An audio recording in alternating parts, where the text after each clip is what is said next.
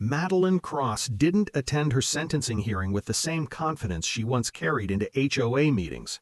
No tailored blazer, no practiced smile, no cameras she controlled. Just a gray courtroom, federal marshals, and a judge who had read every page of evidence she hoped would never see daylight. Rachel sat beside me, hands folded. I didn't feel victorious. I felt finished. The prosecutor laid it out with brutal clarity. Fraud, forgery, racketeering, conspiracy, witness intimidation. Each charge stacked neatly on the next like bricks sealing a wall she could never climb over. When Madeline spoke, she didn't apologize. She blamed the HOA, the developers, the system. And then she said my name, claimed I had provoked everything. The judge shut that down instantly. "You didn't lose your freedom because of a rancher," he said coldly. "You lost it because you believed rules didn't apply to you." Sentence handed down. Years. Restitution ordered. Assets seized. Her husband received his sentence later that afternoon. Their life, gone. The house, the accounts, the reputation. All forfeited. And when it was over, I walked out without looking back. Silverwood Ridge changed fast after that. The new HOA board dissolved nearly every policy Madeline had created. Meetings became smaller, quieter, focused on coexistence instead of control. The bike path? It still got built, but not through my land. Instead, the board approached me respectfully, asked, not demanded, if I'd be willing to collaborate. I surprised myself by saying yes.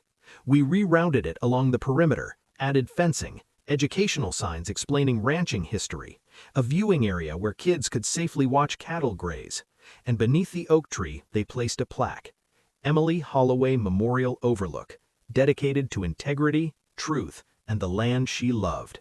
That mattered more than any sentence. Atlas returned to obscurity just as easily as he'd found fame.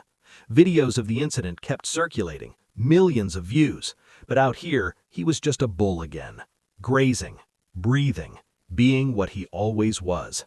I never trained him again. Didn't need to. Some lessons only need to be taught once.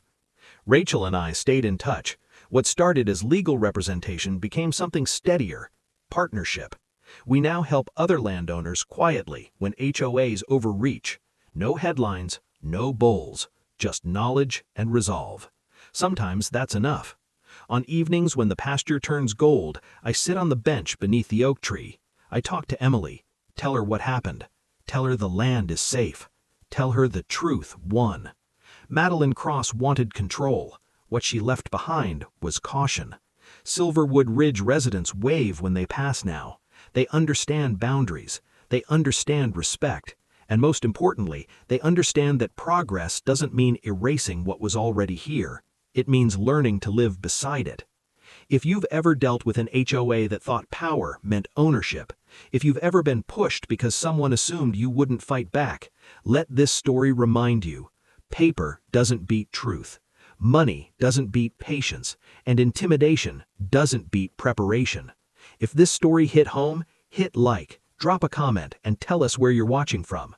And subscribe, because the next HOA story is already queued up, and it's even wilder than this one. Thanks for watching, and remember, sometimes justice doesn't roar. Sometimes it snorts. By morning, Madeline Cross was the lead story on every local station. The footage was everywhere, her screaming in the parking lot, the flashing lights, and of course, Atlas. But while the internet focused on the bull and the wrecked SUV, something far more serious was unfolding behind closed doors. Federal investigators weren't celebrating, they were digging. Rachel called me just after sunrise. "Caleb," she said, voice low, "this is bigger than we thought."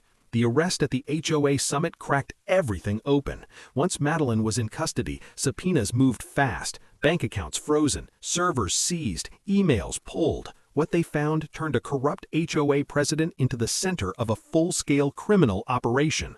Silverwood Ridge wasn't just mismanaged, it was being bled dry. Over $1.1 million had been siphoned out of HOA funds over 2 years, fake landscaping contracts, inflated security expenses, consulting invoices tied to companies that didn't exist.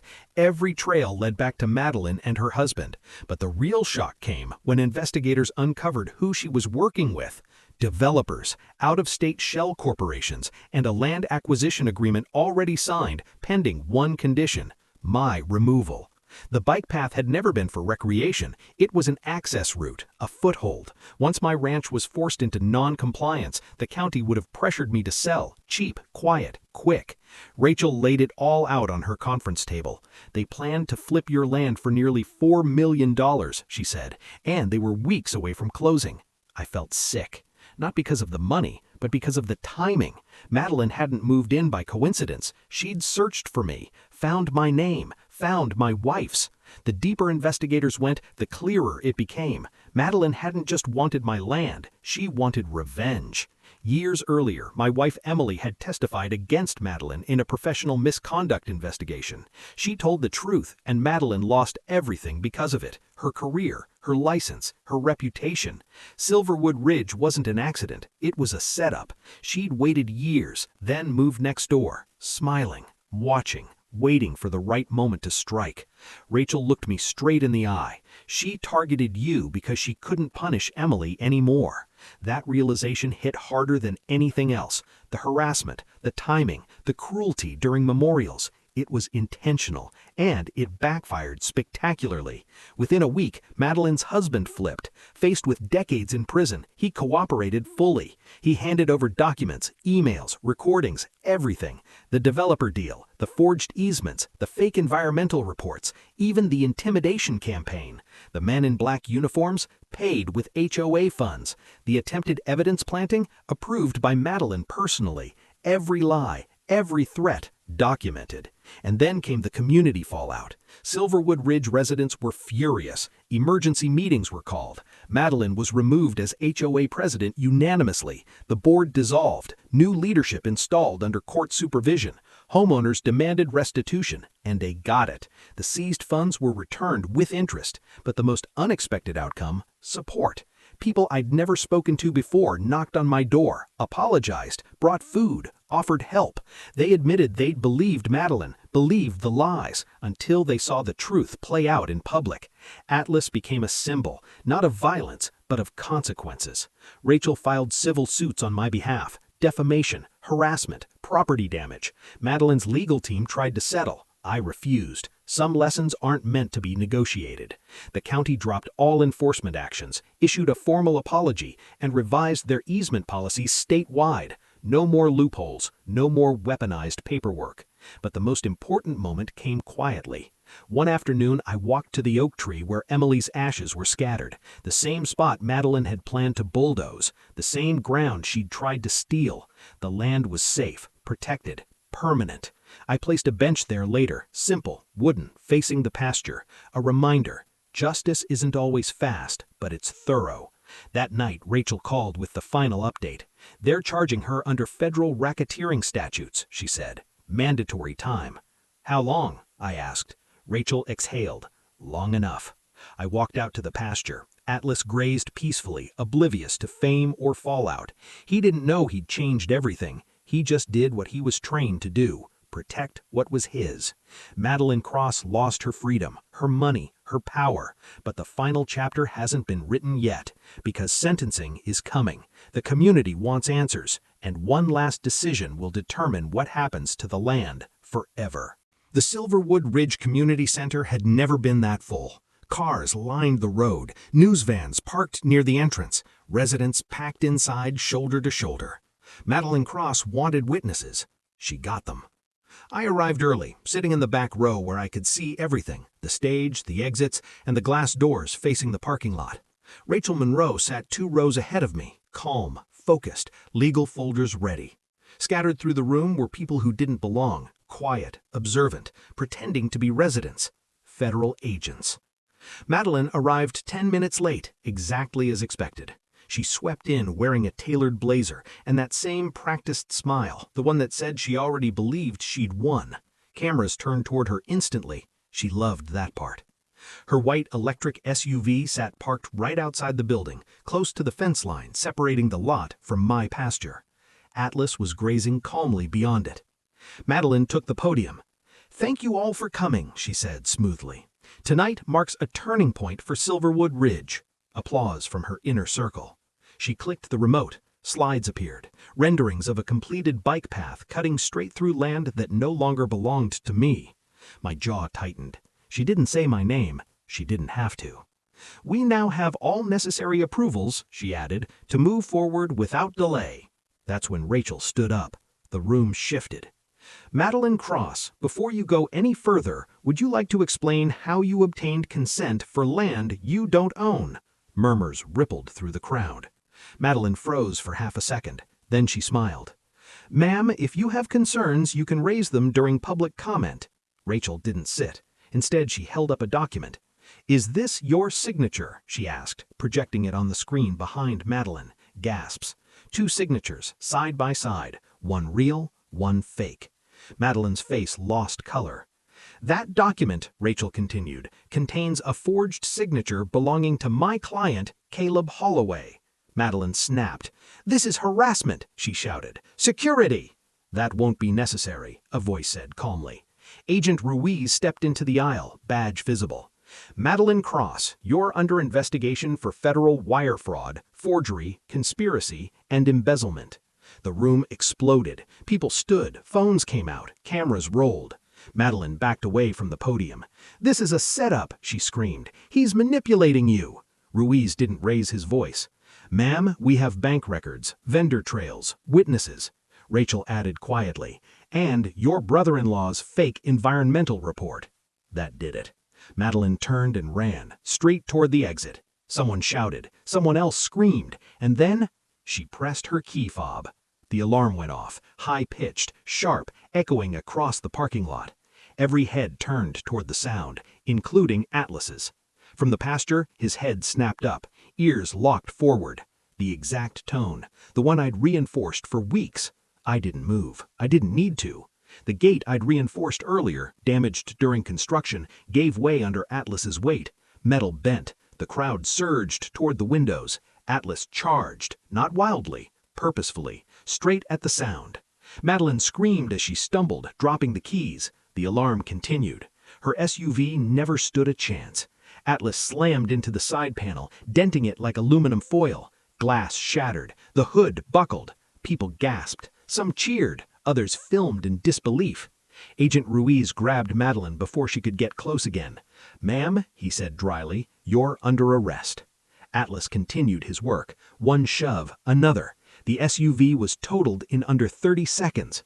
When the alarm finally died, Atlas stopped, snorted, then calmly turned back toward the pasture.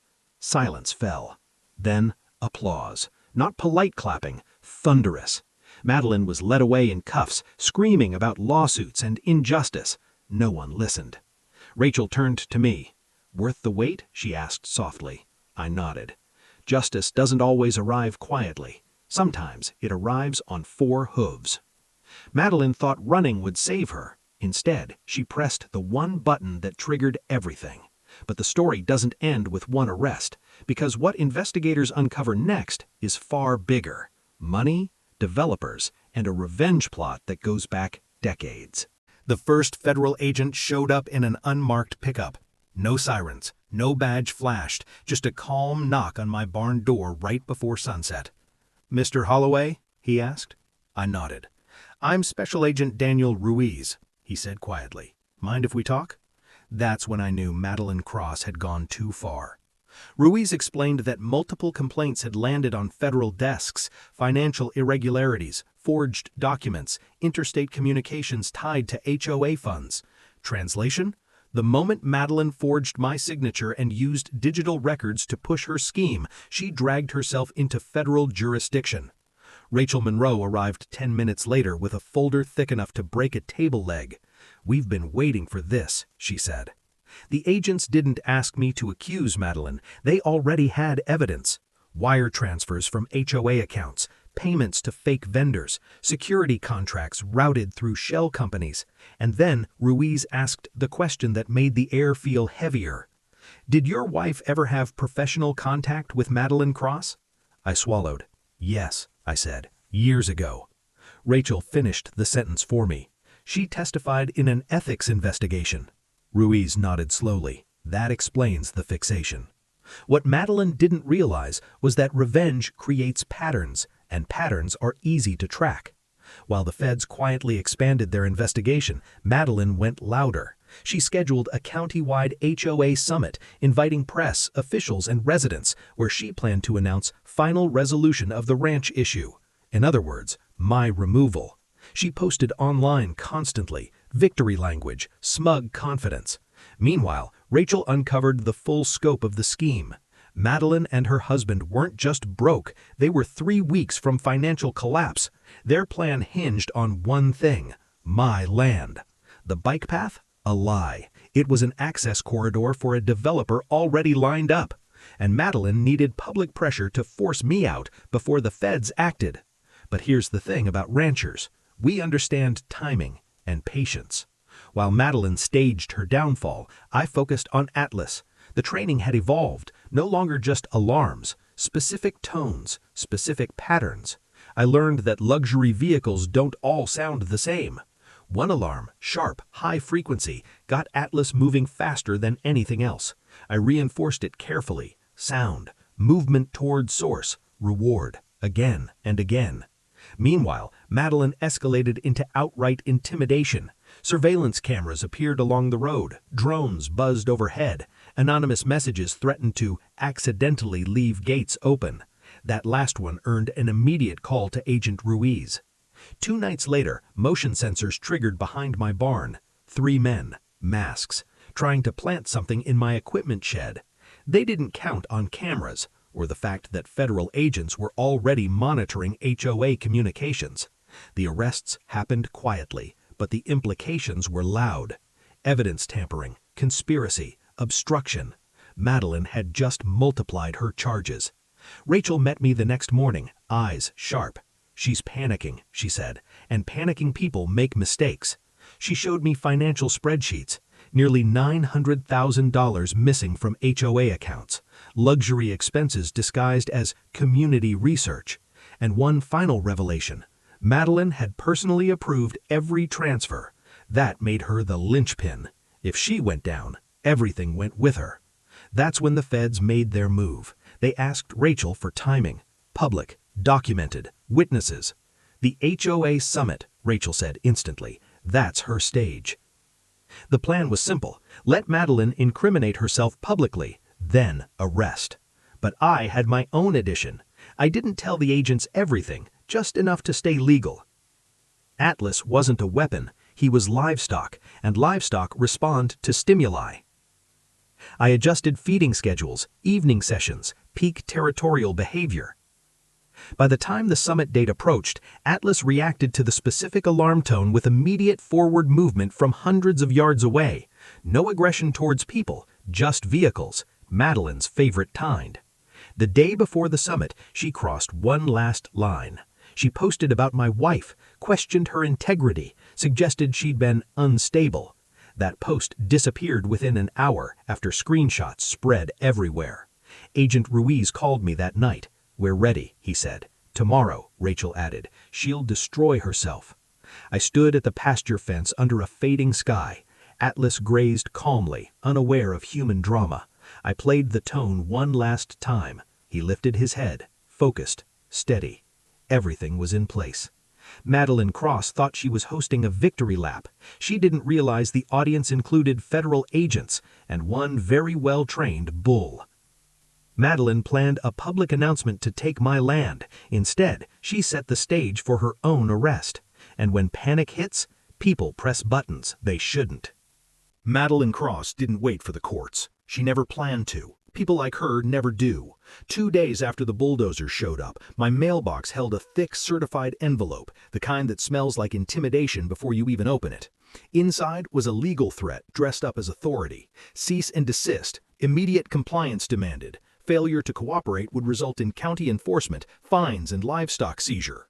According to Madeline's attorney, some out-of-town name I'd never heard of, I was unlawfully interfering with approved community infrastructure. My crime? Standing on my own land. Rachel Monroe laughed when she read it.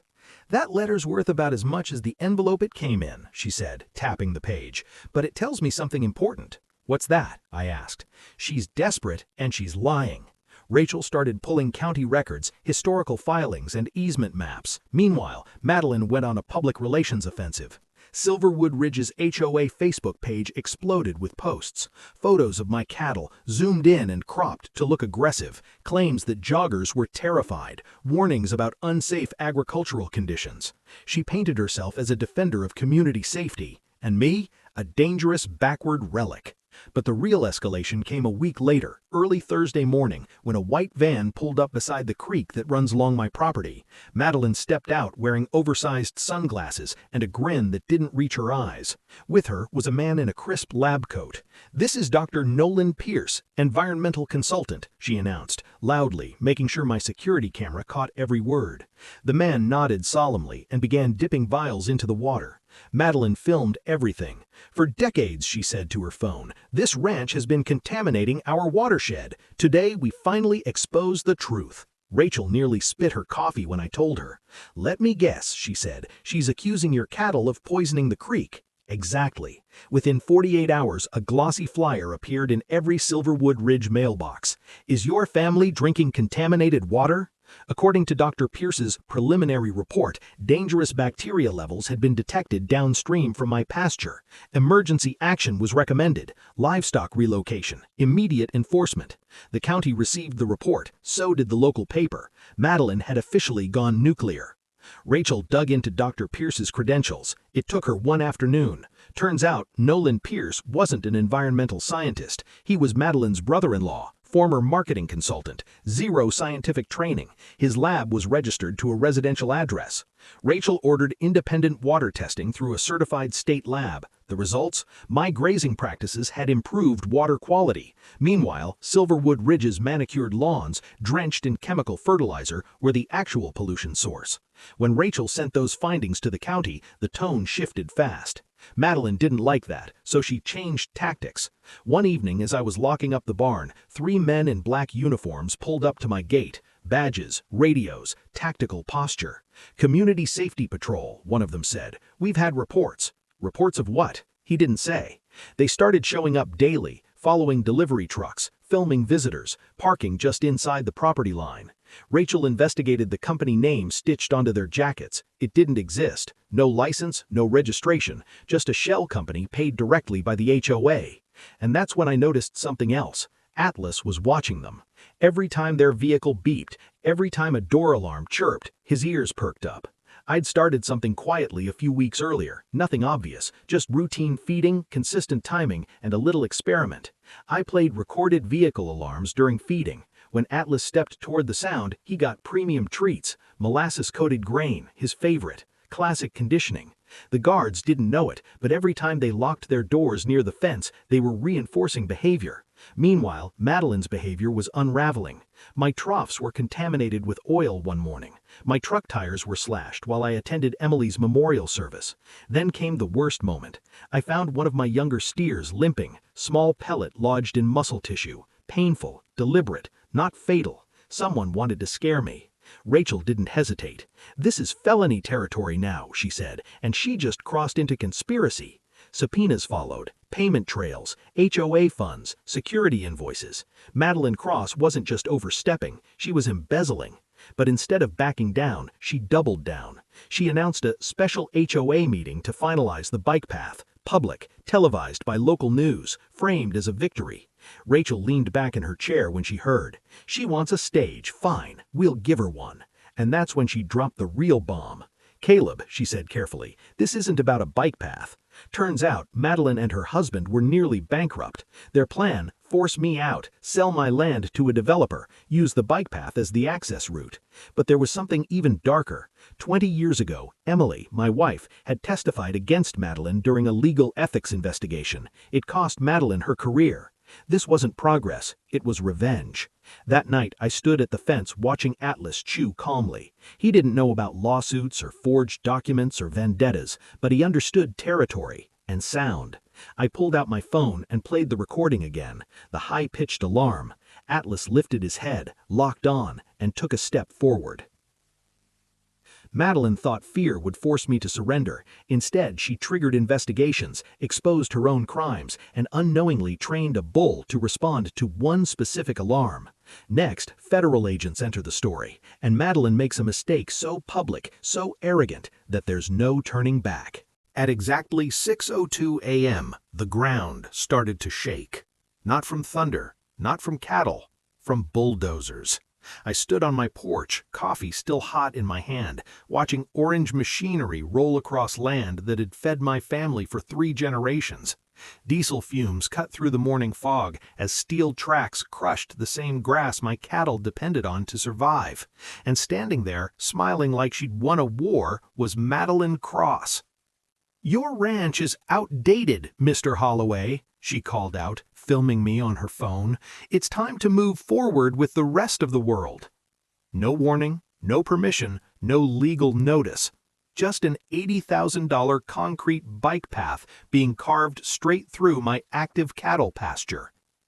Before we go any further, if you enjoy HOA stories where bullies finally get what's coming to them, hit like, drop a comment, and tell me where you're watching from.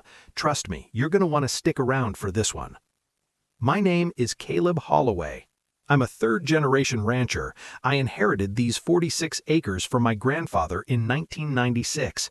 I've raised registered Black Angus here for nearly 3 decades. And until that morning, I thought I'd seen every kind of disrespect a city transplant could throw at a rancher. I was wrong. The pasture they were tearing through wasn't empty land. It was home to 28 head of cattle, including Atlas, my 2,100-pound prize bull. He'd ruled that field for over 6 years and didn't tolerate strangers, engines, or shiny vehicles anywhere near his feeding ground. Bulls don't understand zoning boards. They understand territory. But Madeline Cross didn't care. She was HOA president of the new subdivision next door, Silverwood Ridge. Former corporate consultant, moved in from out of state with her husband Evan and brought with her a belief that rules only applied to other people. She drove a pearl white electric USV, wore designer workout clothes like battle armor, and spoke in that syrupy, condescending tone people use when they think money makes them superior. Silverwood Ridge hadn't existed 5 years earlier. It used to be farmland. Now it was 180 copy-paste McMansions, each with manicured lawns and residents who wanted the country vibe without the actual country. They complained about cows mooing at dawn, the smell of hay, flies, dust, and once the audacity of a rooster crowing nearby. Madeline led the charge. First came the emails, then the certified letters, then the threats. She claimed my cattle lowered property values, that my ranch was a nuisance operation, that Silverwood Ridge deserved safe, modern recreation. That's when she found it. A decades-old emergency access easement buried in county records, something meant for fire trucks in the 1960s. Madeline decided that gave her the right to build a public bike path through my land without my consent. That morning, as I shouted over the engines, she waved a stack of papers like a victory flag. "We have the legal right," she smirked, filming me on her phone. "Your ranch is outdated, Mr. Holloway." She used the fake documents to get bulldozers. That morning, as I shouted over the engines, she waved a stack of papers like a victory flag. "We have the legal right," she smirked, filming me on her phone. "Your ranch is outdated, Mr. Holloway." I told the crew to stop. I told them they were trespassing. Madeline laughed. "Smile, Caleb," she said, angling her phone toward my face. "This'll be great for the HOA page." What she didn't realize was that grief had already stripped me down to my core. My wife Emily had died 18 months earlier. Cancer, fast, brutal, unforgiving. Every sunrise still reminded me of her. Every quiet barn echoed with memories. Some mornings I'd catch myself saving a story to tell her, only to remember there was no one sitting at the kitchen table anymore. This land was all I had left of the life we built. and Madeline Cross was smiling while destroying it. Within 48 hours, I received a cease and desist letter accusing me of obstructing public works. She claimed my bull was a danger, that joggers were being threatened, that the county would intervene if I didn't, quote, cooperate. That's when I hired Rachel Monroe. Local attorney, agricultural law, sharp as a fence post and twice as stubborn. She took one look at Madeline's paperwork and smiled. "This is either fraud or the sloppiest misuse of an easement I've ever seen," Rachel said. Emergency access did not mean recreational use. Conversions required hearings, environmental reviews, landowner consent. And then Rachel noticed something else. The signature. It wasn't mine, not even close. Madeline Cross had forged my name. While Rachel began digging through legal records, I started paying attention to something else. Atlas. Every time construction equipment backfired, every time an alarm chirped, every time a vehicle crossed into his field, he reacted. Bulls learn patterns, they respond to conditioning, and Atlas was smarter than Madeline would ever understand. That night, as the sun dipped low and my cattle settled, I stood at the fence watching the glow from Silverwood Ridge flicker on. Madeline thought this was over. She thought paperwork and intimidation had won her the land. She had no idea she'd just stepped into a fight where patience, territory, and 1 ton of muscle were on my side. And she definitely didn't realize the most expensive mistake of her life had already begun training itself.